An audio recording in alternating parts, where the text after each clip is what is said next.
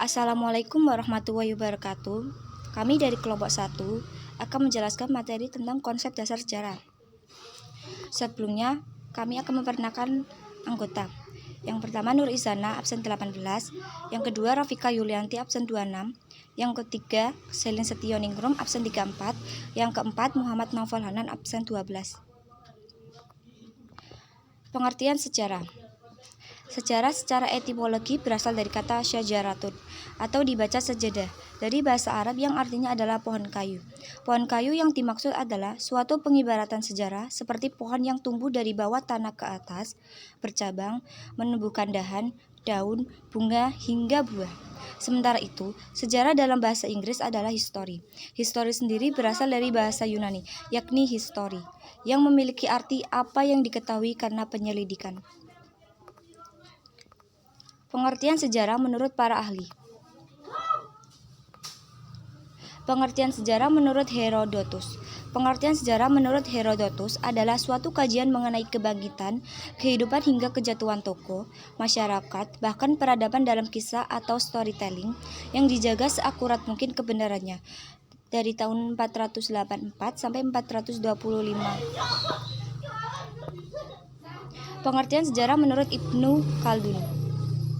Pengertian sejarah menurut Ibnu Khaldun adalah catatan mengenai kejadian hingga perubahan watak atau sosial umat manusia, masyarakat, maupun peradaban dunia berlandaskan konsepsi sejarah atau ibrar dari tahun 1332 sampai 1406.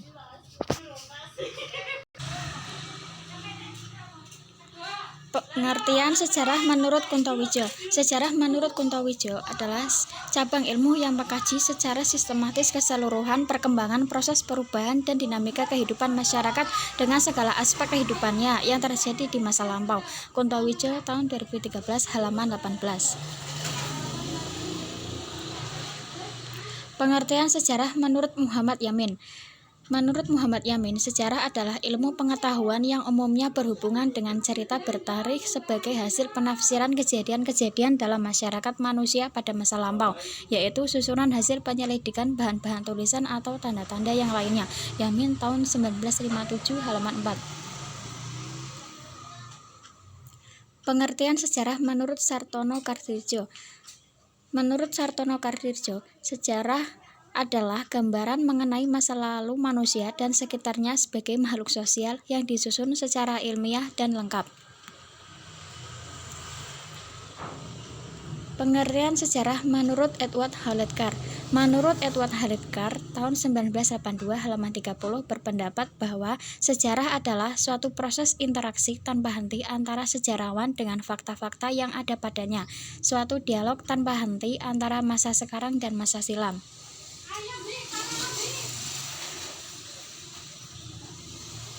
Konsep sejarah. 1. Sejarah sebagai peristiwa. 2. Sejarah sebagai kisah. 3. Sejarah sebagai ilmu. 1.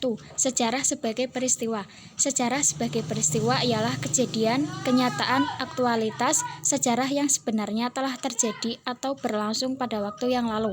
Sejarah sebagai res gestai atau menurut Muhammad Ali disebut sejarah serba objek. Yang kedua, sejarah sebagai kisah.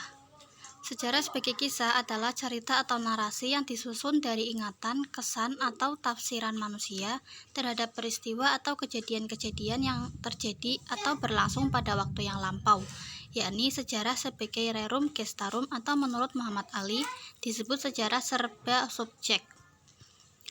Yang ketiga, sejarah sebagai ilmu. Sejarah sebagai ilmu suatu susunan pengetahuan atau a body of knowledge mengenai peristiwa dan yang terjadi dalam masyarakat manusia pada masa lampau yang disusun secara sistematis dan metodologis berdasarkan asas-asas, prosedur, metode, serta teknik ilmiah yang diakui oleh para ahli sejarah. Fungsi sejarah atau manfaat dan nilai guna. Kuntowijoyo tahun 2013 halaman 20 memaparkan bahwa sejarah memiliki kegunaan bagi pengembangan sejarahnya sendiri atau intrinsik dan menyumbangkan pengembangan bagi ilmu di luar dirinya sendiri atau ekstrinsik. Fungsi intrinsik. 1. Sejarah sebagai ilmu berkembang dengan cara A. Perkembangan dalam filsafat, B. Perkembangan dalam teori sejarah, C. Perkembangan dalam ilmu-ilmu lain, D. Perkembangan dalam metode sejarah. Sejarah sebagai cara mengetahui masa lampau bersama dengan mitos sejarah adalah alat yang tepat untuk mengetahui masa lampau yang setidaknya menghasilkan dua sikap, yaitu menerima atau menolak. Sejarah sebagai pernyataan pendapat. Banyak penulis sejarah yang menggunakan ilmunya untuk menyatakan pendapat. Sejarah sebagai profesi, sebagai penulis atau peneliti sejarah. Fungsi ekstrinsik. Yang pertama, sejarah sebagai pendidikan moral. Kedua, sejarah sebagai pendidikan penalaran. Yang ketiga, sejarah sebagai pendidikan kebijakan. Yang keempat, sejarah sebagai pendidikan politik. Yang kelima, sejarah sebagai pendidikan perubahan. Yang keenam, sejarah sebagai pendidikan masa depan. Yang ketujuh, sejarah sebagai pendidikan keindahan. Yang kedelapan, sejarah sebagai ilmu bantu. 9, sejarah sebagai latar belakang. Dan yang terakhir, sejarah sebagai rujukan. Manfaat sejarah bagi kehidupan. Manfaat sejarah bagi kehidupan adalah hikmah yang dapat ditarik sebagai pelajaran untuk generasi sekarang dan generasi yang akan mendatang. Selain itu, manfaat sejarah dalam kehidupan masyarakat juga dapat mempersiapkan masa depan melalui pembelajaran dari hal pernah terjadi di masa lampau, sehingga kita dapat menghindari hal buruk dan meniru hal baik dari masa lalu. Sekian dari kelompok kami. Terima kasih. Wassalamualaikum warahmatullahi wabarakatuh.